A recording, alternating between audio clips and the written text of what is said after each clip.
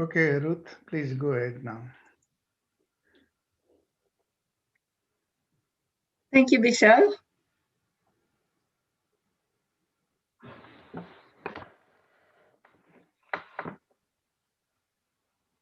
Hello, everybody. My name is Ruth Haug, and I'm going to give a lecture on global food and nutrition security. So I'm a professor in international environment and development studies, and I work on global food systems, food security, power, hunger in all over the world. This lecture will overlap a bit with a course I'm giving, EBS 285. So if some of you have also taken that course, it might be a little bit of a repetition for you.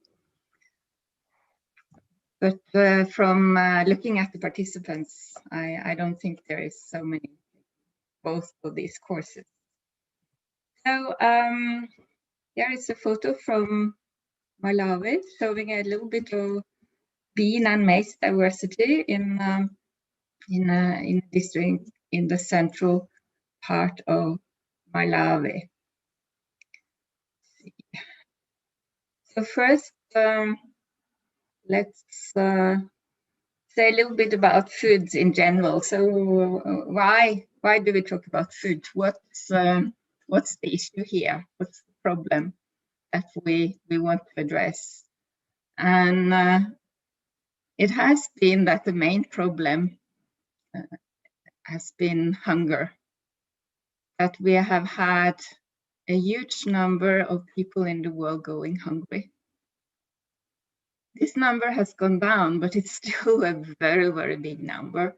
In the last FAO report, State of Food Security and Nutrition in the World, it's estimated that 690 million people are going hungry, around 10% of the global population. But what is really increasing now is overweight and obesity. Around 2 million people, that's about almost 40% of the adult population in the world are overweight or obese, which cause huge problem for public health and health budgets. And this is the number that is really increasing everywhere in the world. Then it's the environmental footprints of food systems. The food systems are really contributing a lot to climate change. And the greenhouse gases from food system is 25 to 30% of all the greenhouse gas emissions in the world. So food production and the whole food value chain and up to consumption is really something that have been put on the agenda the last 5 years when it comes to climate change measures. So we will talk a bit more about that today. And then, of course, the whole sustainability of the global food system. And then I don't talk only about environmental sustainability, but also social and economic sustainability.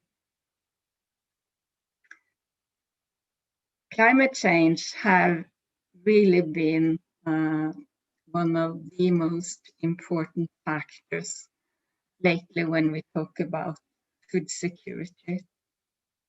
But in 2020, the pandemic, COVID-19, has kind of changed how we frame the problem. The situation after COVID-19 is very worrisome when it comes to increases in food insecurity. And it has become more clear that in order to enhance food security, we really need to look at the socioeconomic factors. And what we have seen and what we see in the world today is more than ever that we have a world where there is more than enough food to feed everybody. But still, so many people are still not getting enough food to live a healthy life.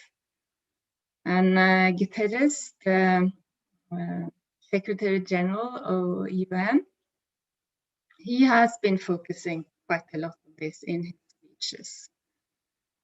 So what he says is that due to COVID-19, we will probably see a doubling in people being in a serious food crisis. Although we don't know yet for sure how many, what the numbers will be. So these are estimates. We see a deep economic shock. We see how many people losing their jobs. In the food system altogether, about 3.2 billion people are dependent upon food system for their livelihood, either from production, big farmers, or from having jobs somewhere in the system, in transport, in processing, in supermarkets, whatever. So that's a really huge number of people. And we see also poverty will increase. Poverty will probably increase everywhere. And since food insecurity is so much a problem of lack of access, people get poorer, they can't afford to buy food. And we see how the lockdowns, for example, have impacted on people not being able to go to work. And when they don't go to work, they don't have money, they don't get the salary. And when you are poor and don't have savings, not being able to go to work and get the income, then you can't afford to buy food. So this shock, on top of the climate change, on top of many other things, locusts in many countries in Africa, conflicts in many countries, the vulnerability of people, it's not able to cope with what's happening when it comes to securing enough food for the family. So it's FAO that is the main international actor when it comes to monitoring the food security and nutrition situation in the world. And every year they publish this report that there is a photo of the cover here, the state of food security and nutrition in the world, and they do it together with the other Rome-based agriculture institutions, as well as UNICEF and WHO.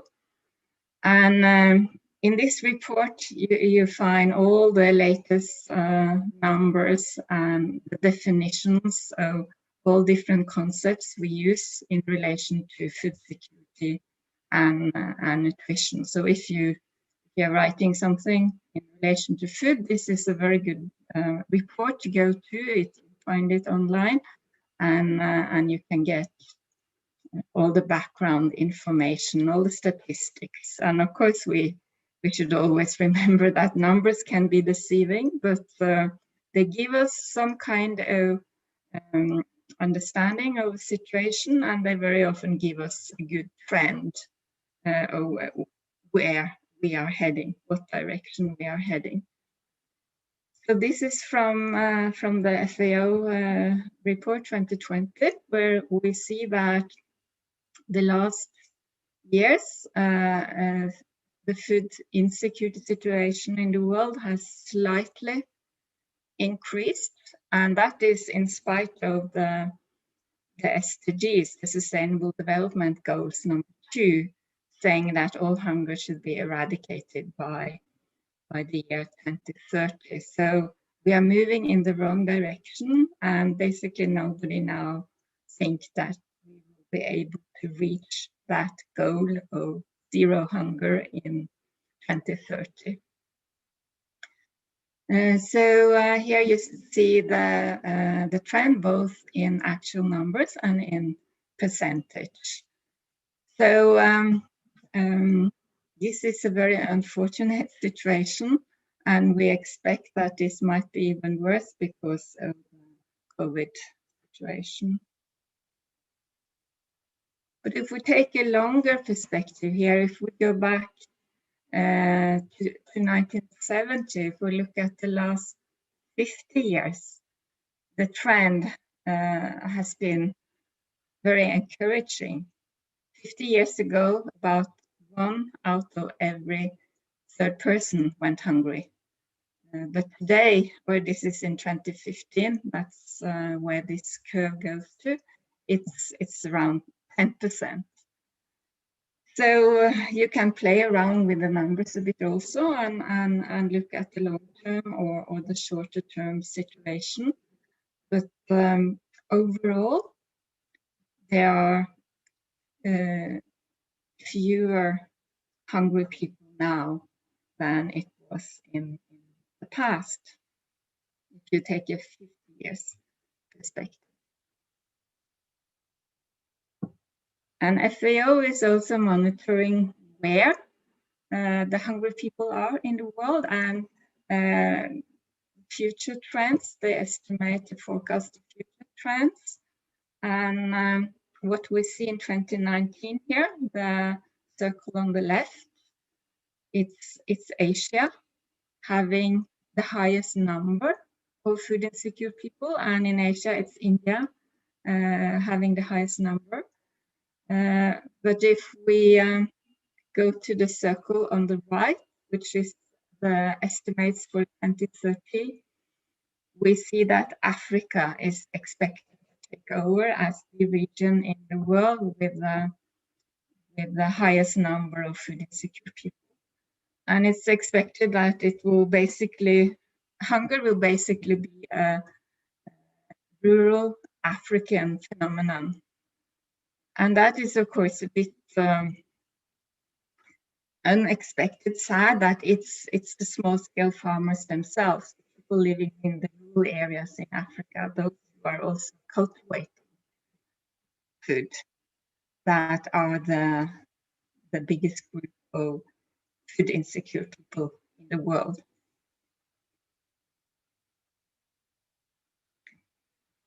So we monitor or estimate food insecurity in relation to calories. And then it's the indicator is average available calories at national level. But we also estimate in relation to food prices. And every month, FAO will put out statistics on how food prices are changing. So this food price index overview here is from October 2020, very fresh. And here we can see the red line, and the red line is how the food prices, the index for food prices, have changed and developed in 2020. So we can see from May, food prices have increased, but they are still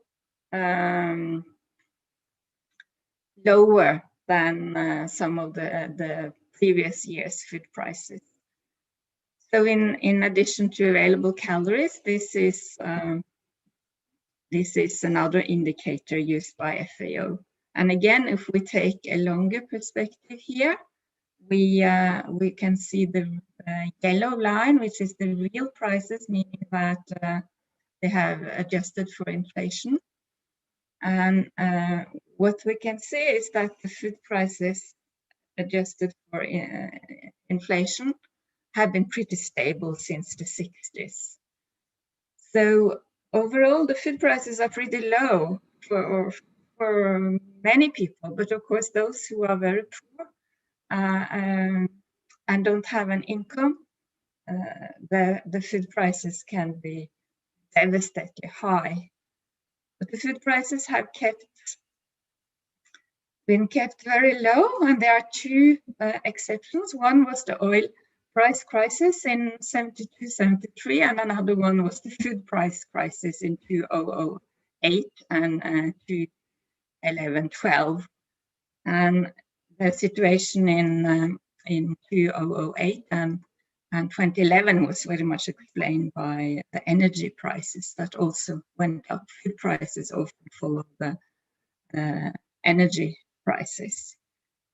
So then we have calories and we have food prices that are the indicators on the food supply situation. And then we also have this overview of how much food we have in stock in the world, in storages. So here we see that the orange line is production and the yellow stipple line is utilization, how much food is being consumed either by people or by the industry. And then the gray bars here are how much food we have in stock. So we have quite high number of different kind of foods being stored. So this is higher than the recommendation. And we also have a production that is higher than the consumption. And of course, this can be because people who really need the food don't have the purchasing power. They don't have the money to buy the food. But overall, at global level, the food supply situation is favorable. But of course, we don't know about the future. There is a lot of uncertainty. We don't know how all these different factors, we see conflict, we see the pandemic, that there could be so many other problems, economic downturn that will lead to this situation changing in the future. But as of today, at global level, the situation looks okay. But that doesn't say it's okay at national level or local level, because we talk about food security at global, national, local level, and also individual level. So another way of trying to understand the food security situation in the world is to look at countries that receive food relief, food aid. And it's the World Food Program who got the Nobel Peace Prize this year, who is the international institution that we will usually go and check how many countries in the world have requested for food aid from the World Food Program. And this is the countries that received food aid in 2018. And I try to indicate the main reasons why they asked for food aid, the main reason why they were not able to supply enough food to their citizens. And it's the national state that is responsible for securing enough food to their population. So here I have put the countries where there are basically environmental reasons for requesting food aid from the international community. They are put with green, and then I put in red those countries where conflict has been one of the main reasons for requesting food relief. And then in blue it could be both. But of course it's difficult to categorize countries like this because the reasons are so diverse. The reasons why countries ask for food relief. It could be flooding or drought, earthquake. It could be economic downturn, bad governance. It could be protracted conflicts. And 60% of the food insecure people live in countries with a protracted conflict. So that is one reason why the the Nobel Peace Prize Committee decided to give the Peace Prize to the World Food Programme in 2020. There is still some uncertainty around to what degree hunger cause conflict, but the theory is pretty consistent on that. If you are in a conflict situation, people will get poorer and they will get more hungry. But the other way around can go in different directions. Usually it's the reasons for why a conflict starts is more complicated than only hungry people rioting.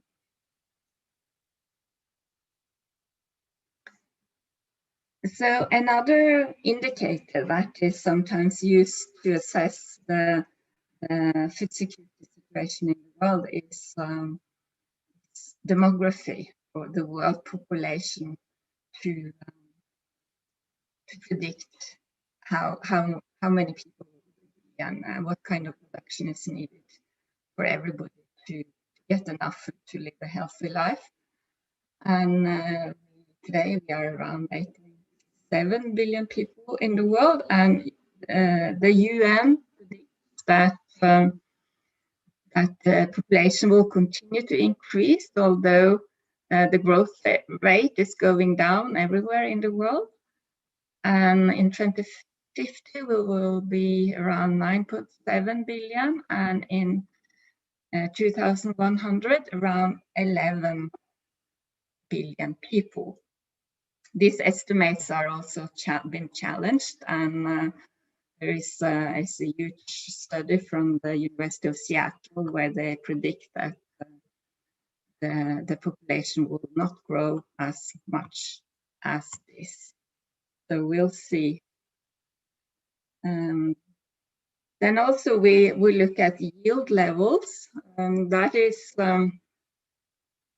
something that we can really see varies a lot from region to region.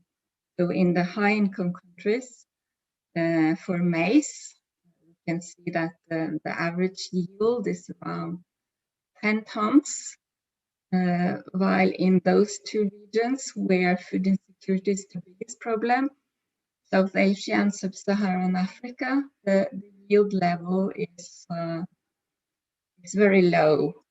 In Sub-Saharan Africa, 2 tons per hectare. So the good thing with this one is that there is a huge potential to increase the yield level if that should be needed, and it is needed in very many countries in Sub-Saharan Africa.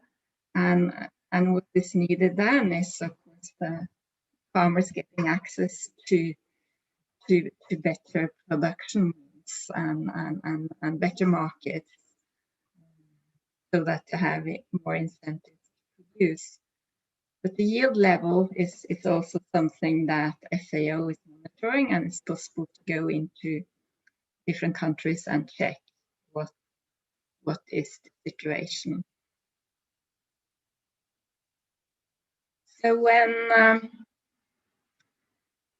when we talk about food and the problems around food, we have introduced food systems as a concept, and I think what you are seeing now, and what you will see more of in the future, is that food security and nutrition as such is maybe toned down a bit, and food systems are the concept we are using.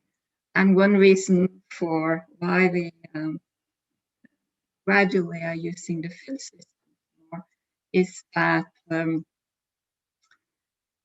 the way food is being produced and consumed has changed a lot in the world.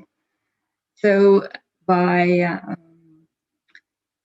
addressing the supply chains or the value chains, we also address what we can call the missing middle. It's not only about producing food and consuming the food, eating it. It's everything that's going on in between the production and the consumption that is important. For example, the impact of food systems on the climate and the impact on nutrition and on health. So in order to analyze the food system and to really understand what's going on here, the way this CFS, which is the Committee on World Food Security, they have a group of experts called the High-Level Panel of Experts. So they made this analytic framework, which could be useful for students if you write term papers having something to do with food. And you can try to analyze the situation, both in relation to a country or a local place or a supply chain. So here you can see how you have different drivers. So the biophysical drivers are very important here. The natural resource base, the biodiversity, the climate change, the ecosystem service.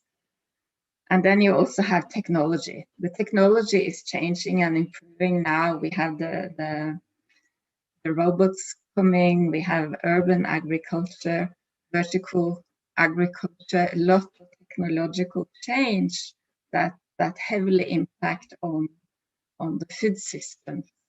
And then we have the political and economic drivers, where we see how the trade situation have changed lately. The conflicts are impacting on the food systems. We have food prices, the affordability of food and the affordability of healthy food.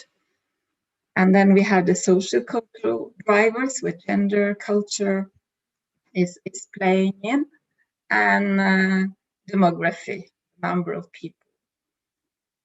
So all these are influencing the supply chain, and what's happening in the supply chain makes an impact on food security, defined as access to food. And then we also talk about how consumers behave, which is also very much influencing the global food system. For example, in relation to food loss, food waste, and overweight and obesity. So the whole point of this global food system is to contribute to better nutrition and health and to overall sustainability. And in order to get that to happen, the governance, the policy, and the institutional action are very important. Basically now in the world there is quite an agreement that we need to transform the global food systems in order to make the different part of the system, so the whole of the system, more sustainable. But how to do that? That is, of course, where there are a lot of different views. So if you want to look more at what is a food system, this is the definition from FAO 2020, where you see that the main point here is the actors and the activities. The activities being production, processing, distribution, consumption, and disposal. So this is how we define it. And one reason why food system has taken off, I think, is that you have all these actors included that are playing a more important role than in the past. You have the companies, private companies, the brands. You have also the input companies. So these companies are more and more important in the supply chain. And if you want to check more how they are doing in relation to sustainability, you can check out this link to Oxfam. Oxfam is a big international NGO, non-governmental organization working on food. So they used to rank the brands, the companies, in relation to how well they were doing when it comes to water, small-scale farmers, women, climate change and so on. But unfortunately, they ran out of money in 2016, so they haven't been able to continue with this ranking. But they say that this is one way you can influence companies to become more environmental friendly and more social concerned.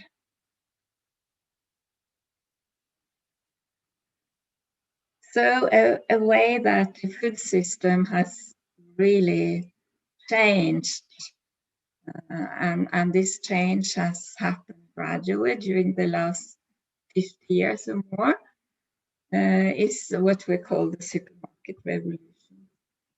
And the supermarket revolution comes with some positive elements and some negative elements, which is very often the case. You solve some problems and then you create some new ones.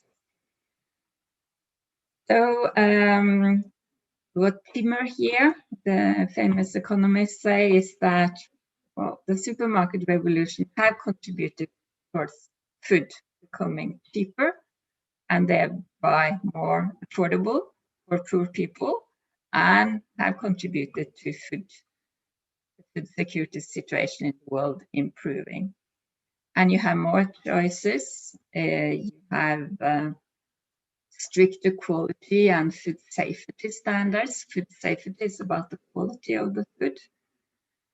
And he say that sometimes it's consumer driven because the consumer will use their power to buy certain things and thereby have a possibility to influence what is being sold there.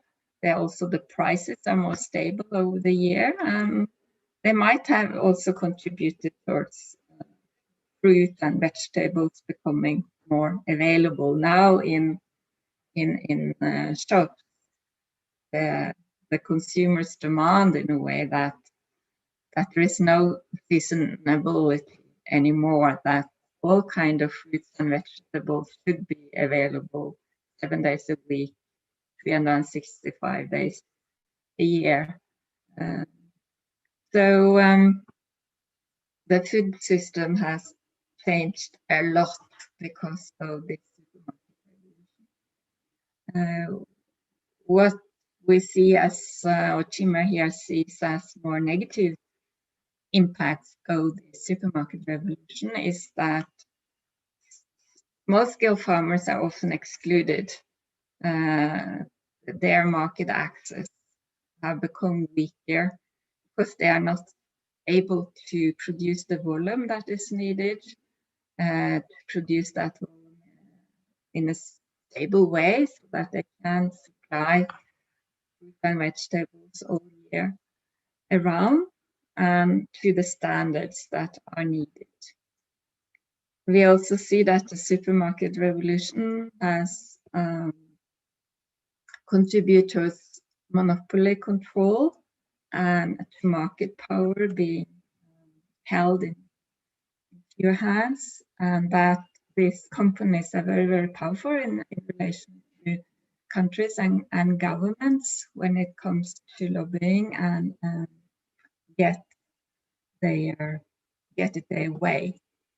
We also see this problem of food deserts, places where healthy food or food is not really available unless you have a car and can drive and access a supermarket. And we also see the problem around junk food being added a lot of sugar, salt, fat, and other additives to be able to last for a long time. So there have been very many changes in food systems due to the supermarket revolution. So Tim Lang here from UK is one who has written a lot about these changes in this book, Food Wars. He was one of the first ones really criticizing the negative side.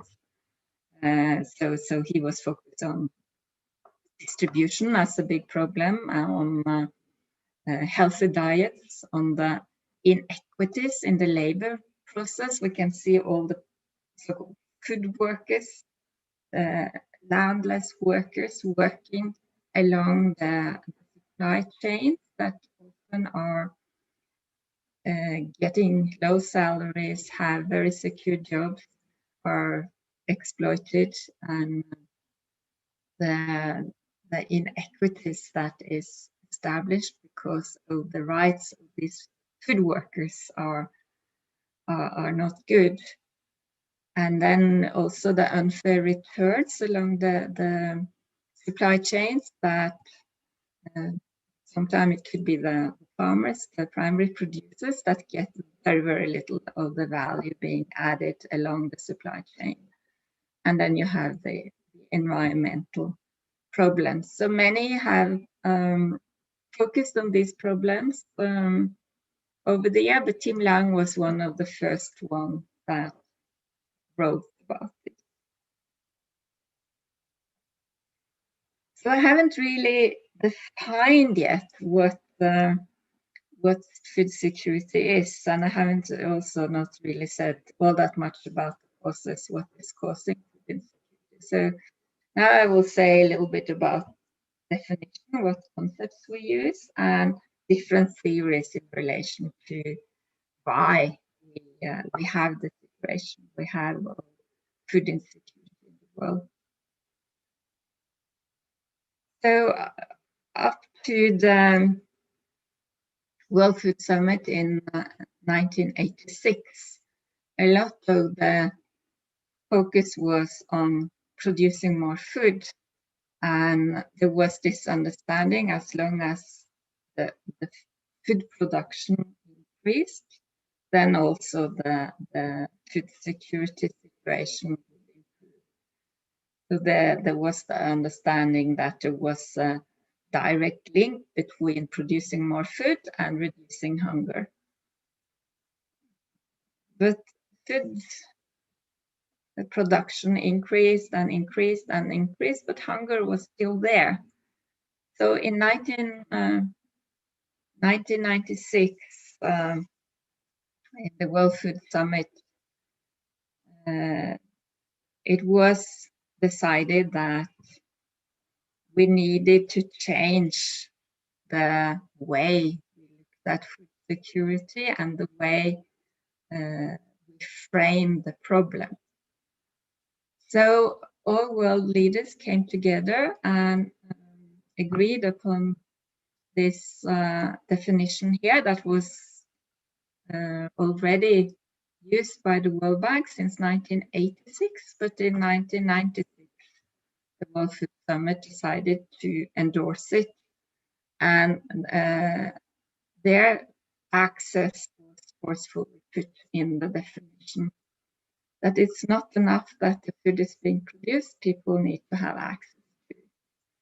And the food should be safe, nutritious, and meet dietary needs and the food preference for an active, healthy life. So food security is also about production in the sense that you can't access food if food is not available. The main point with food security is that people have access to the food. So food security have been described according to 4 different pillars. Availability, which is the production. Access, which is that you have the means, either you can produce the food yourself or you have income, money, so that you can buy it. And then the availability of food and the access should be stable over time. And the utilization in the body should be satisfactory. So that means the nutritional part. And it also has a health component here, because if you're sick, if you have bugs, if you have whatever disease, it's not always possible for the body to really utilize the food. So those 4 pillars are the pillars that we have usually used if you want to write about food security in a certain country. You can analyze also the food security situation according to these 4 pillars. But 2 weeks ago, more 2 weeks ago, there was high-level meeting, special event in Rome, in the Committee on World Food Security.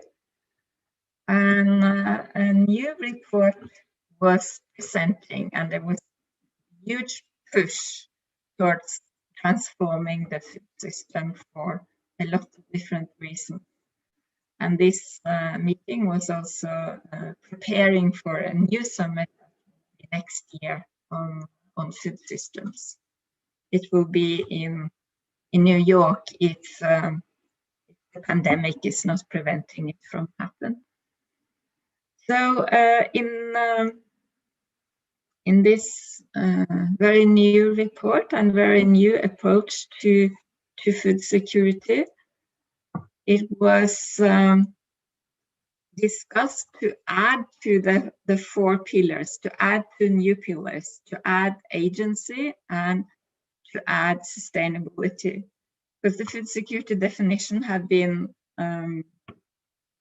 criticized for kind of having like an old-fashioned top-down approach to people, like saying that to feed people, feed 10 billion people,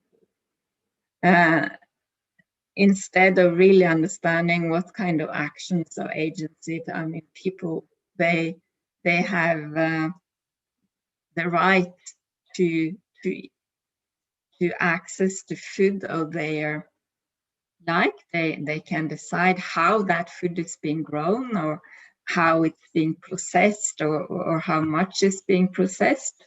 So that kind of agency, people's action, people's choice, people's freedom to choose what kind of food systems they want to support, what kind of food they want to eat.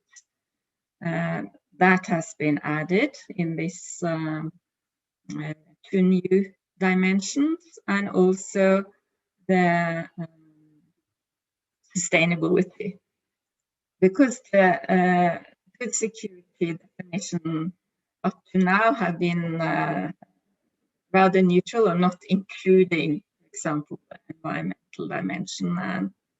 And since food is also being very much impacted by climate change, and the food systems are also very much influencing climate change, the environmental as well as the social and economic part of the food security with this new pillar, sustainability, is something that the Committee on World Food Security have now suggested that be added to the 4 pillars. So we will see if this will be approved, and that the pillars will also include sustainability and agency. I think that makes a lot of sense to also have those 2 being included. Vishal, I guess it's soon time for a break. I don't know if I should ask for questions or how you usually do it. Okay, so we can take 10-minute break, and then we can come back. If we have any question, student can ask now or toward the end of this class.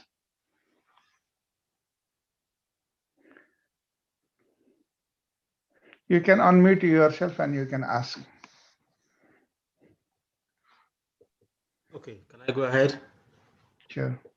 Yes, I missed how you described the color combinations for countries who needed food aid.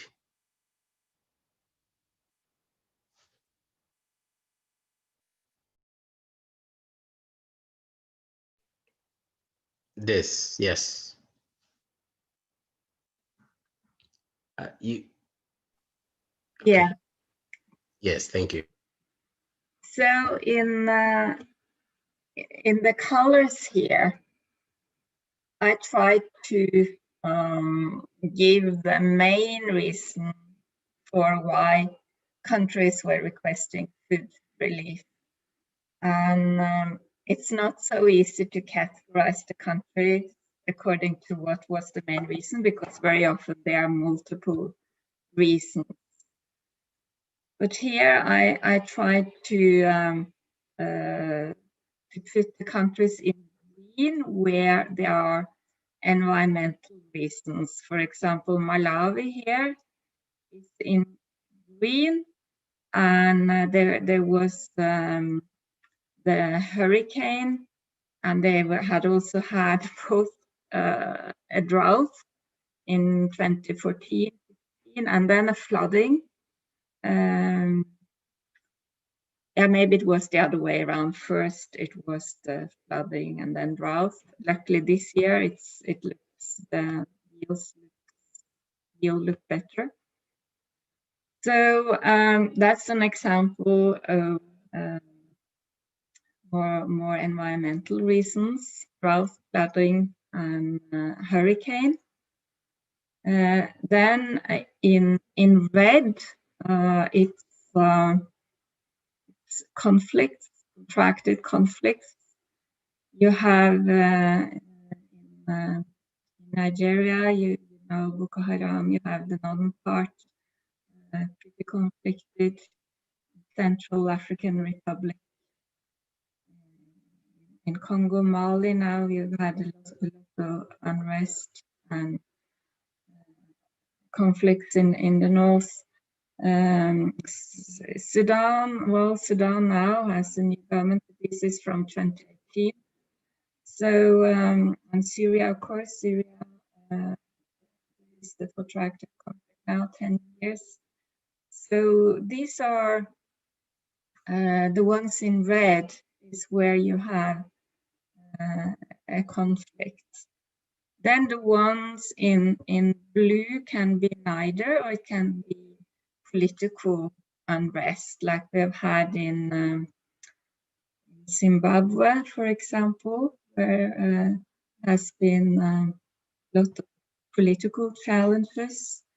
So these have, of course, led to problems in agriculture and food production, food security. But this way of categorizing countries are far from perfect. It's just a very, very superficial overview of what can be defined as the main reasons, but it's much more complex than what these colors show. Thank you. Thank you.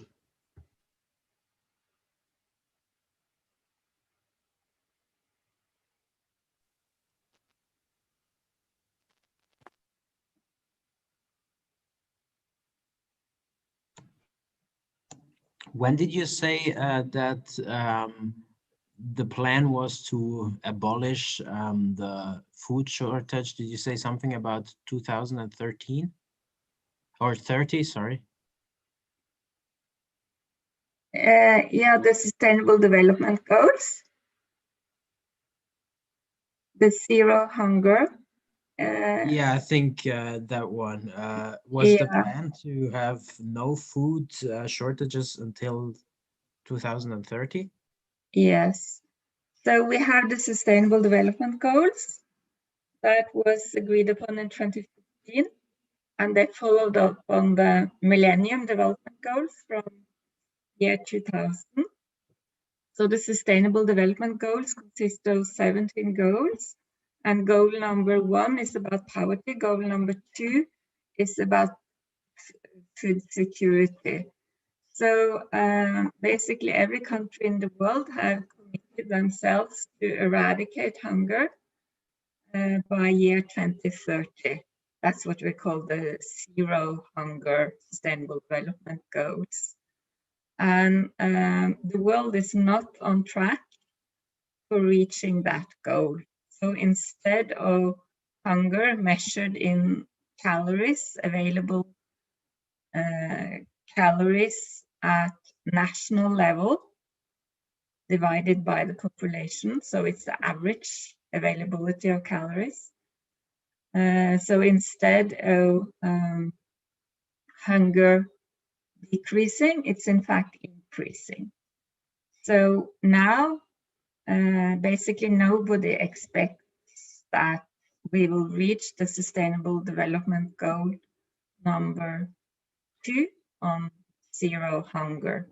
But of course it can still change, but we are now soon in 2021, and we really have to speed up and change this trend if we are going to achieve the Sustainable Development Goal number 2 on zero hunger.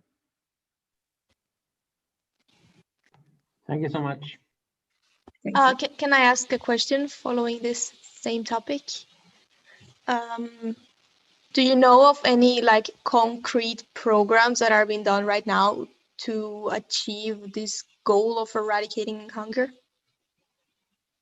Yes, there are very many concrete programs. So it's the national state that has the responsibility for securing food for its citizens. So there are many programs going on at country levels.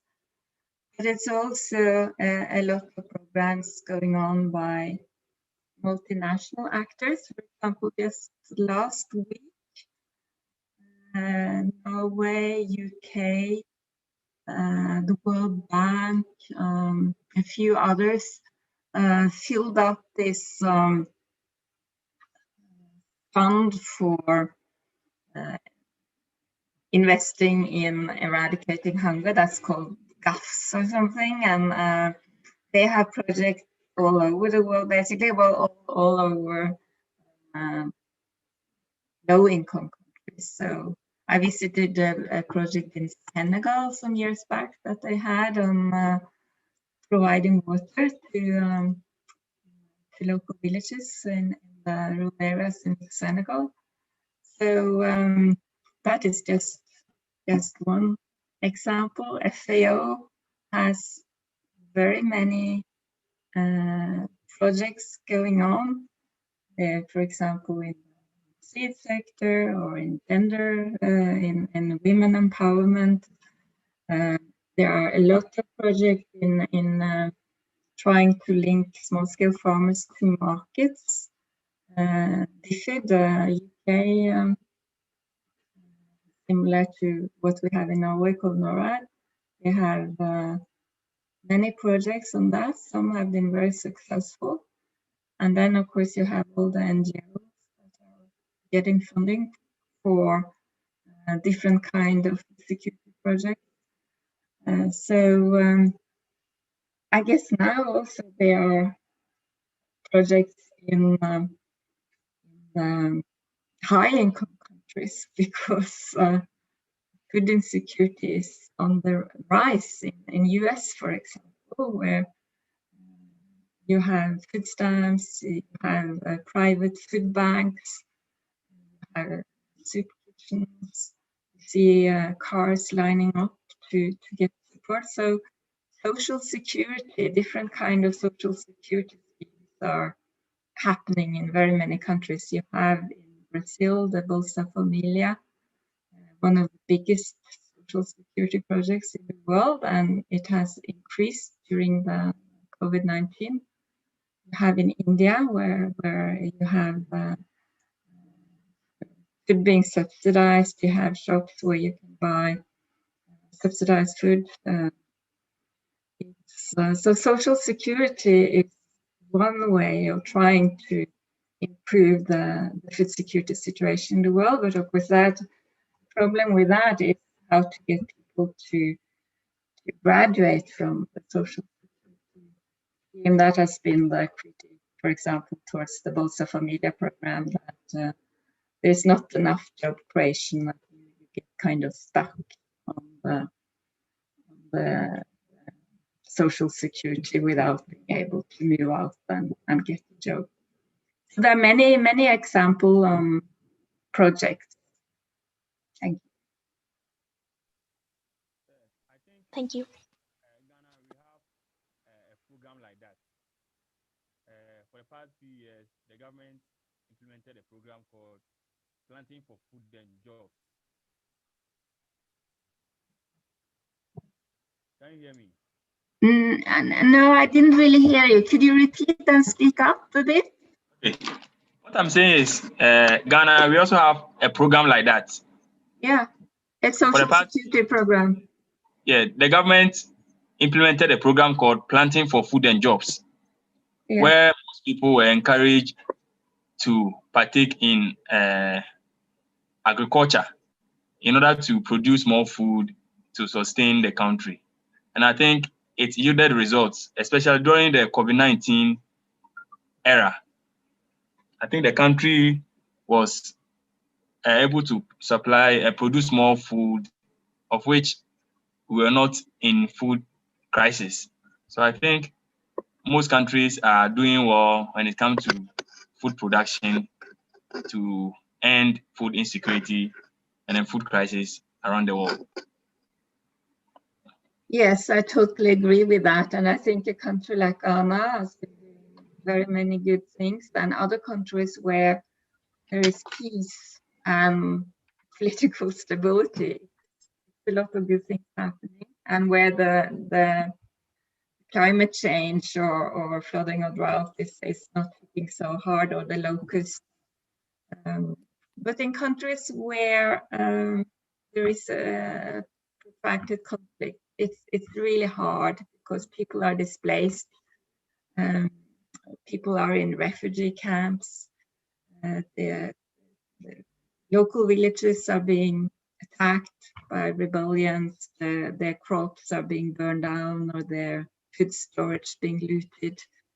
So if you have a country where there is no conflict and relatively political stable situation, many good things can happen. But 60% of the food insecure people live in countries with a conflict. So there it's really a challenge.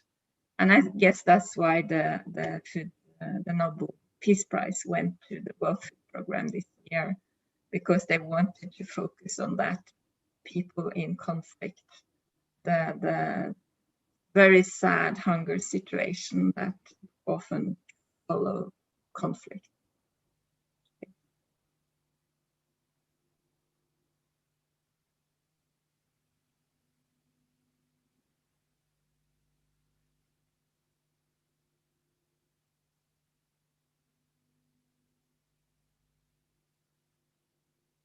More questions? Or should we continue?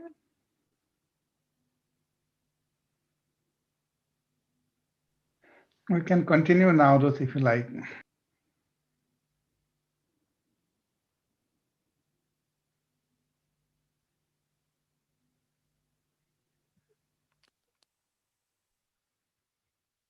Okay, welcome back.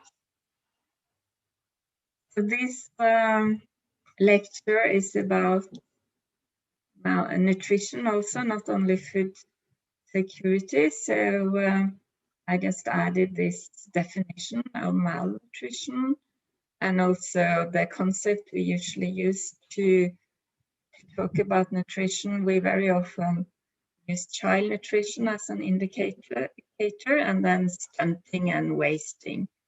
And stunting and wasting is basically if you are shorter than what you are supposed to be for your age, or if you are slimmer than what you are supposed to be for your height.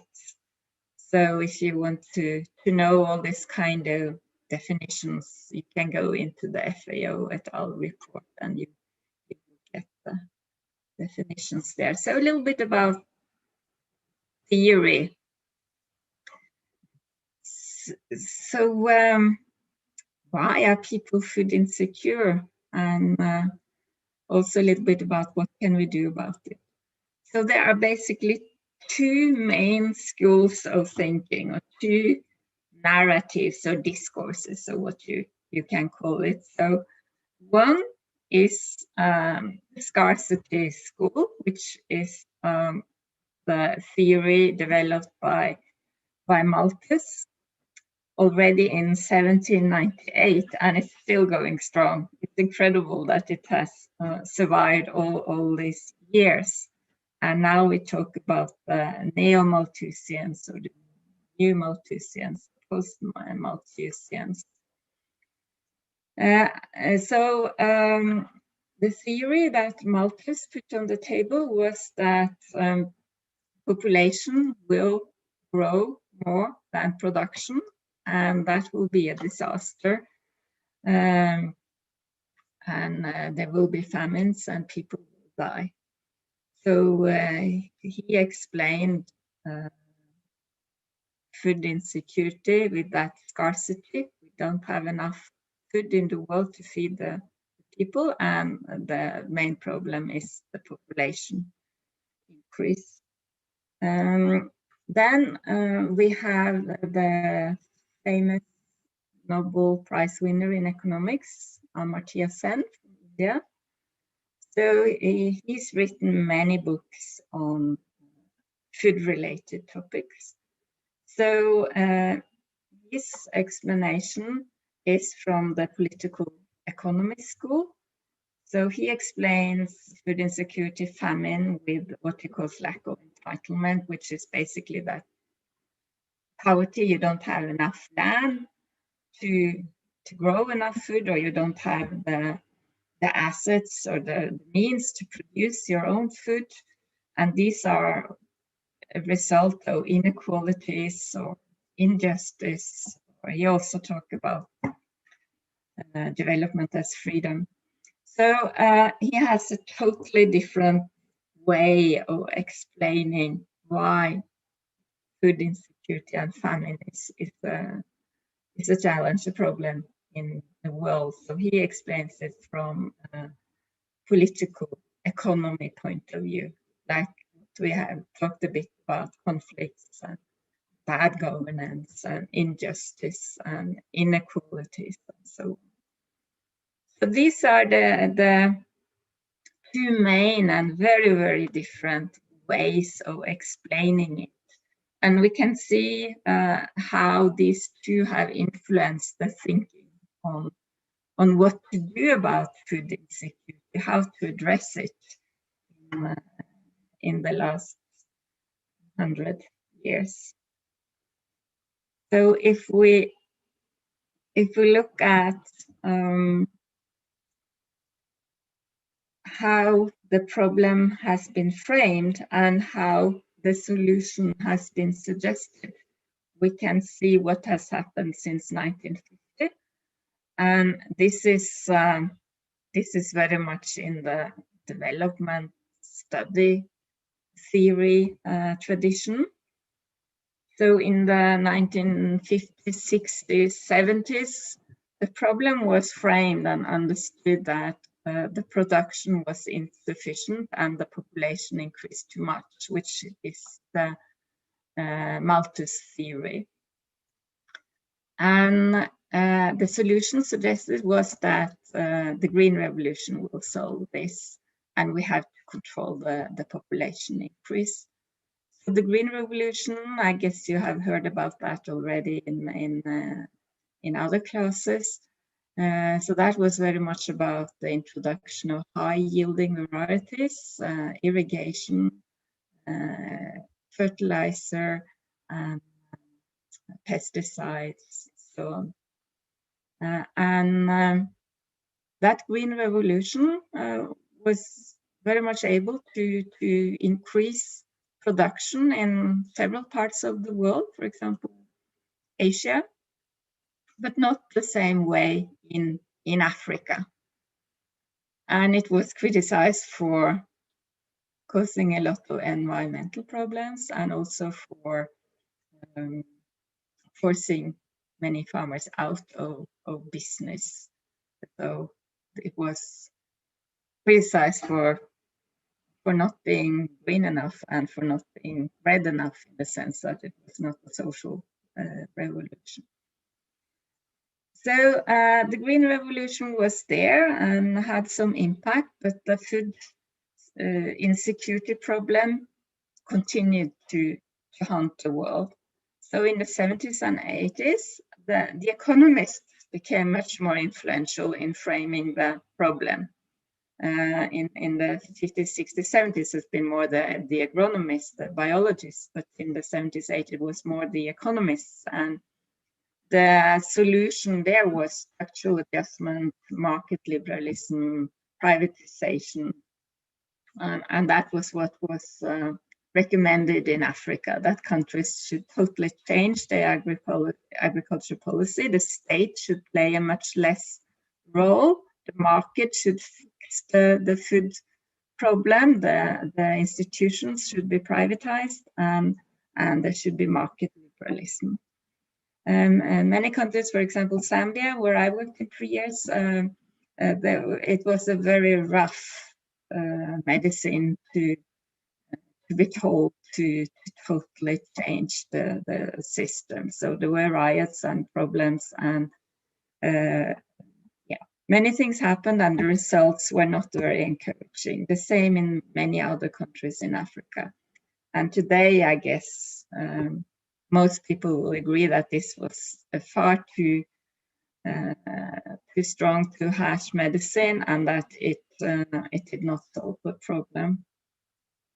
So in the 80s, 90s, it was more focused on policy and politics, and that there was a failure in policy, and you needed to work on getting the policy right. And solutions then were more that you needed to empower the people, the voiceless people, those who were hungry, give them a power in society, more bottom-up development, more democracy, more participation, more inclusion. So there was a democratization wave that changed the political systems in several countries, but still the results in relation to food security did not develop in the expected way. So in the 90s, beginning of 2000, there was really a lot of focus on the right to food, which it still is. The problem was then defined in relation to globalization, all the problems around that people were not able to access food, the distribution problem, what the whole market liberalism created in relation to food insecurity, and the lack of legislation. So then writing food as a human right into national legislation, and also using it at international level, was regarded as one way to secure poor people access to food. So many countries did write the right to food into their legislation, like for example Malawi. But when the food was empty, when the country was empty of food and they were hungry because of drought, it didn't really help them very much because there was no food in the country. But another country like India, who has enormous storages of grain, they also had the right to the food written into their legislation. And some poor people, with the help of NGO, was able to sue the state, and they won. But then the implementation was a problem, because the state then were told by the court that they had to provide food to the needy. But this court sentence was not implemented. But you can say they do have the biggest social security program in the world when it comes to providing subsidized food to needy people. So then the right to food didn't really make the big difference, although it's still there and used a lot to rally around, and it's still a very, very important concept.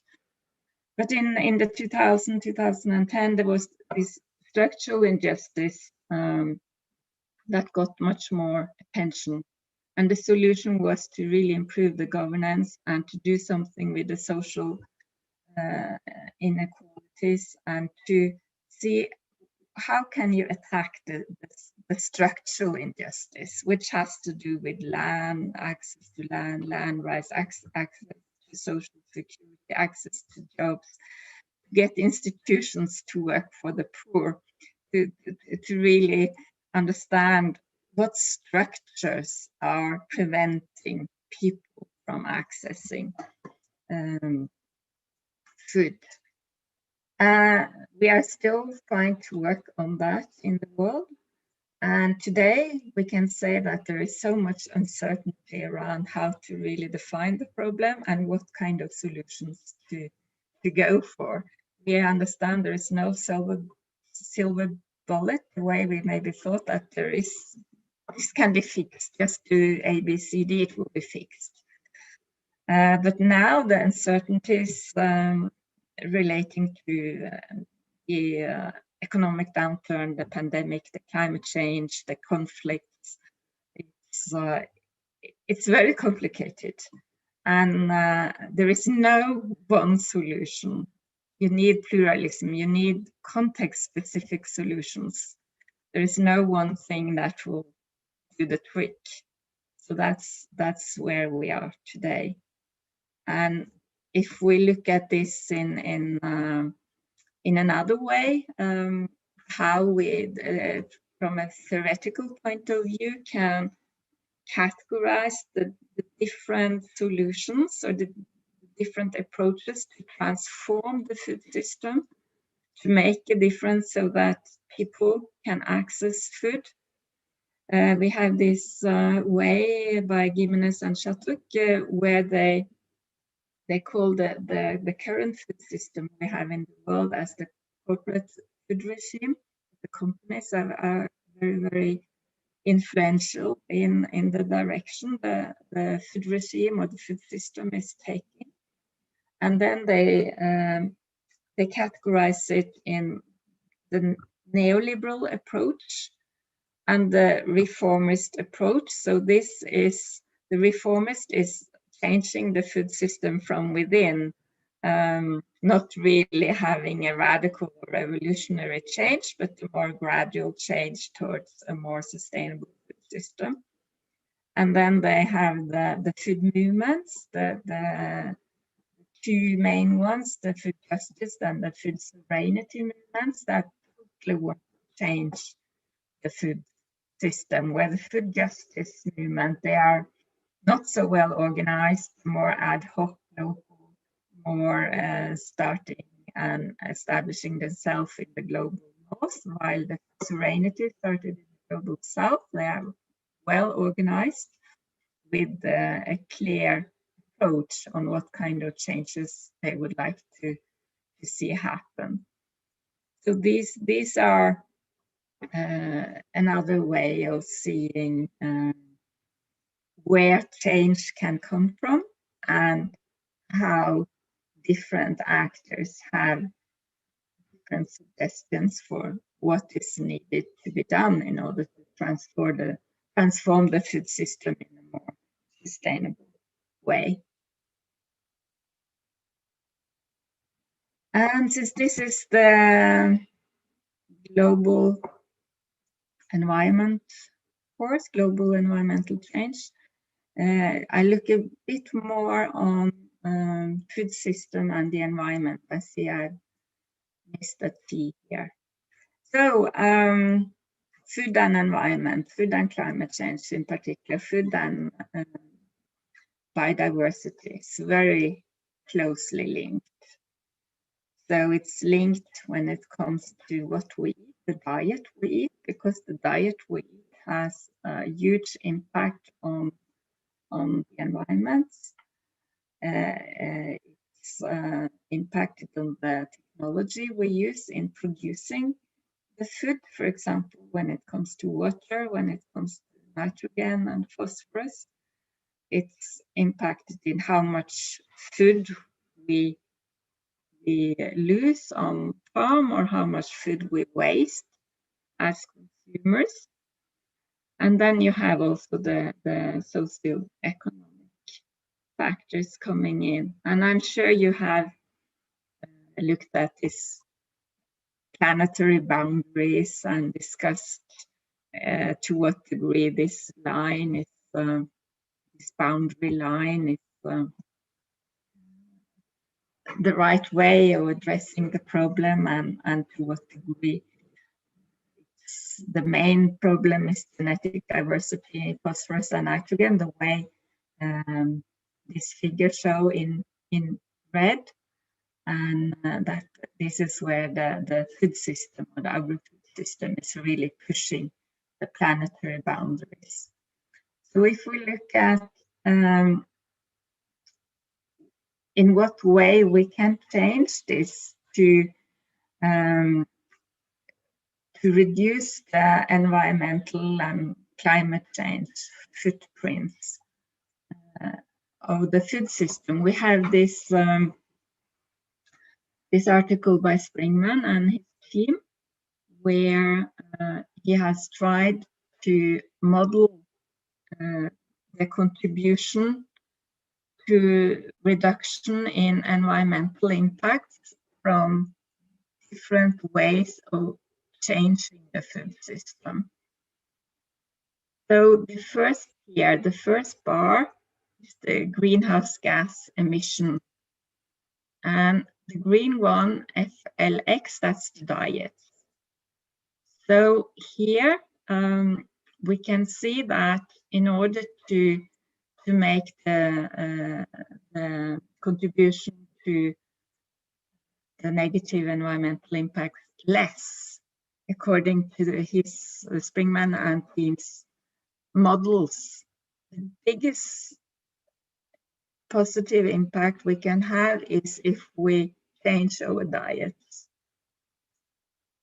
We can also waste less, but that doesn't have all that much of an impact here. And the same with technological change and with socioeconomic changes. So this way of combining food and climate change by looking at what can we do to reduce the greenhouse gas emission from the food system has had enormous influence on the thinking in the IPCC, the UN's climate change panel, and in many reports, like for example the Lancet report, where there are suggestions of changing diet and have a plant-based diet. So Springman et al. Has also done the same for cropland use. And here we see that if we change the technology, that is what will have biggest impact. And that's the same for fresh water, what they call blue water here. If we change the technology, we can use fresh water in a much more sustainable way. Agriculture or the whole food system use a lot of fresh water. And with the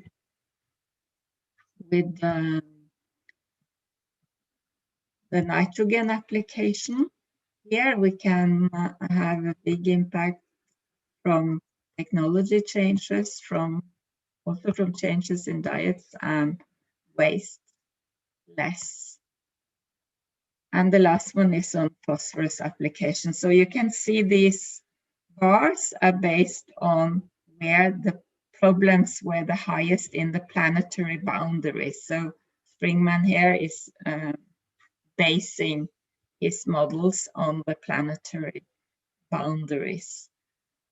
But of course, here we see, from my view, a bit surprising that socioeconomic changes have very little impact. I would contest that. I don't think that's correct. We see that changes in diet, especially for greenhouse gases, has huge impact. And I think that is something most people will agree that to eat less meat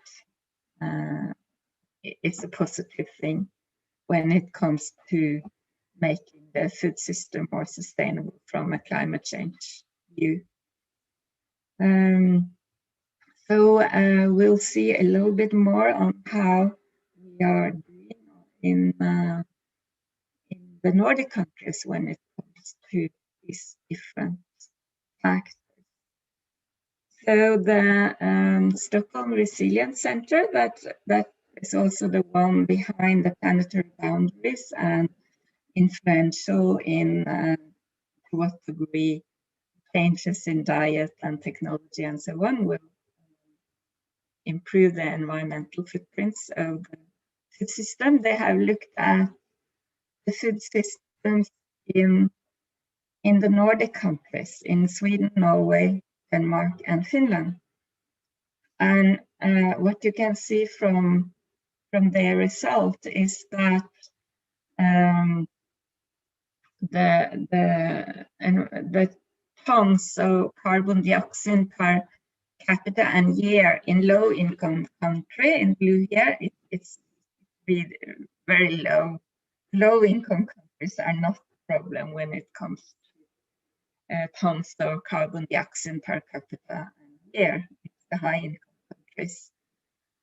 So also the lower middle, the upper middle are not that big problem, but it's the high-income countries, and among the high-income countries, Nordic countries are really having very high tons of carbon dioxide per capita per year. And if you see where this is coming from, where the carbon dioxide is coming from, it's coming from what has the color red here, which is meat, and what has the color green, which is dairy, that is milk, cheese. So based on these results, the argument for changing the diet and having a more plant-based diet is pretty obvious. But of course, this kind of articles knowledge is also contested, and it's more to it than only looking at the carbon dioxide. In Norway, for example, it's what can we grow? We can grow grass. We can have animals. Should we import the food instead, or how should we do it? But of course, there are a lot of adjustments that can happen here. But it's also a lot of critique when it comes to how animal husbandry is being viewed in a climate perspective. What is not contested that much is food loss and waste reduction. How can we reduce waste? And we are wasting a lot of food, maybe 40% of the food being produced in the world is either lost farm level or wasted by consumers. So we can waste less as consumers, and the Sustainable Development Goal 12 has a target there of reducing the food waste.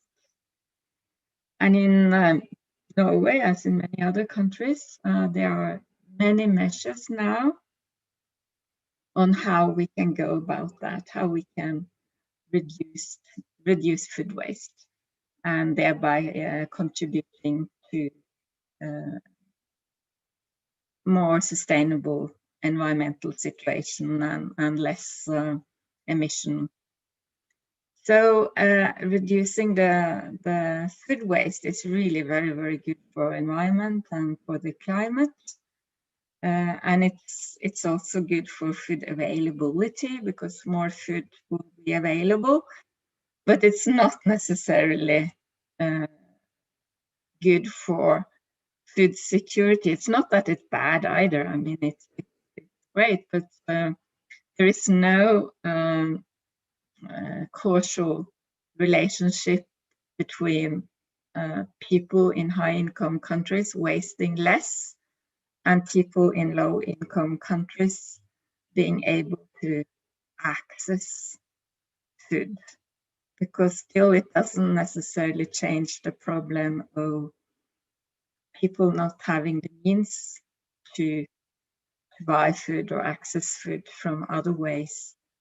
So reducing the food waste is good for the environment, good for food availability, but it doesn't necessarily improve the food security situation. You can say it can do it within a country if food is being redistributed. If you have ways of using food that will soon expire, you can redistribute to needy people, you can cut the prices. It's a lot of very, very good things, but to be able to send food that is soon going to be expired, for example, from high-income countries to low-income countries, it's not very realistic, and it still doesn't really solve the structural problem of the underlying reasons why people are poor and can't access food. So what we see in the world is that healthy diet is not necessarily affordable for people. The FAO report 2020, the state of food security and nutrition in the world, focus on healthy diet.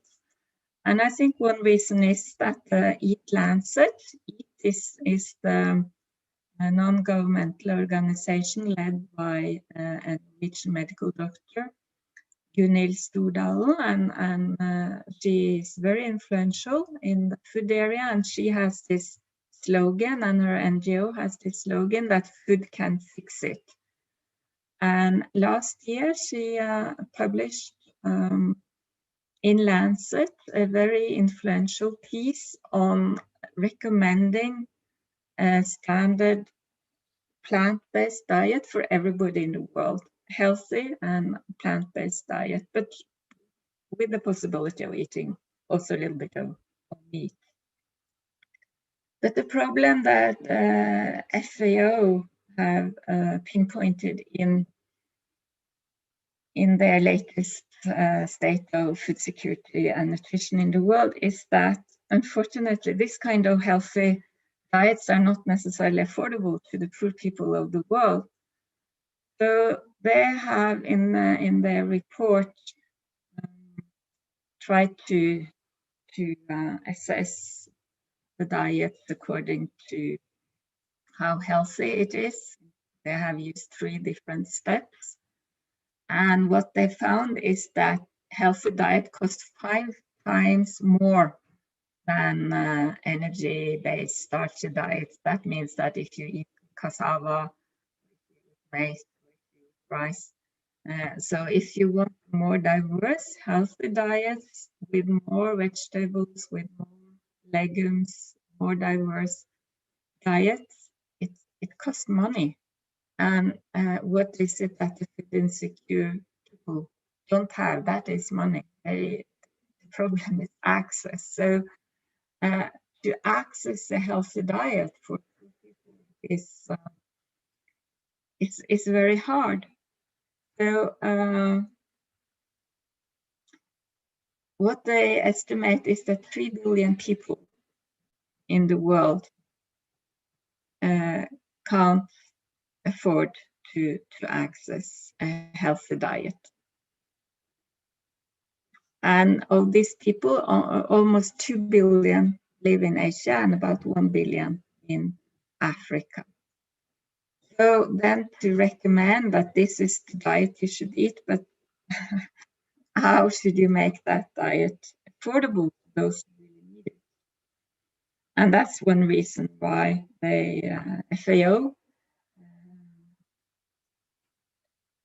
really encouraged the need for food system transformation.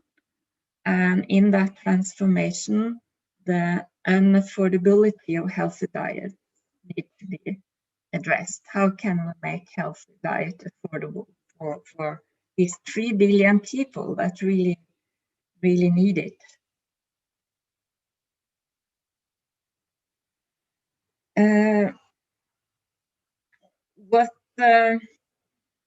What FAO recommend in order to make healthy diets more affordable. They have a long list of recommendations, and I think what is important in this list is also to try not to tax nutrition food, rather the opposite, to subsidize it, and also to have the food industry on board and to have regulations, market regulations for how the food industry, the supermarket should behave in this regard. And also they recommend nutrition education. But what we see is that it's not necessarily education that's the problem. It's often that it's affordable, or for other reasons, people don't eat healthy, although they very much know that that's what they should, and they know what healthy food is. But there are a very complex situation why people don't do that. I mean, I guess it's the same for us also. Especially I eat a lot of chocolate when I'm preparing these PowerPoint presentations. I need that to get some sugar to go on. So what kind of transformation is it we want? So that's where there is no agreement. We have different views on transformation. And this book, I have a photo here by Jennifer Clapp, kind of sums up what the transformation could be. What, according to her, is the dominant vision for what to base the transformation on and what to do, while we have the alternative models that want to go different paths. So in the dominant vision, she highlights scarcity, sustainable intensification, climate smart, technology-driven, sustainable diets, food loss and waste, responsible investments, green shift. That is what she said, the more mainstream or dominant, conventional kind of reforms. And then she see the more kind of alternative models as more focusing on justice, on equality, bottom-up, local, really putting checks on the corporate power, the companies, basing the production in agroecological principles, including women empowerment, rights of food workers, and fair trade. There are so many reports coming out.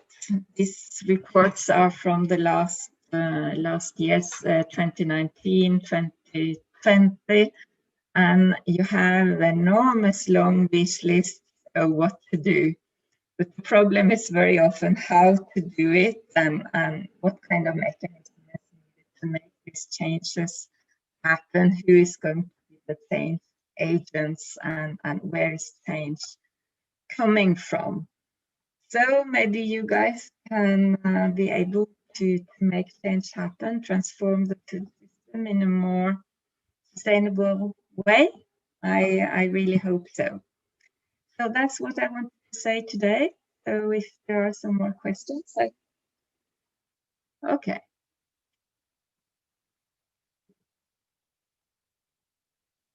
Should we have questions, Vishal, or what's? Yes, I have a question. You showed a table where food security issues as well as solutions were represented in that table from, I think, the 70s or so, or 50s. I've really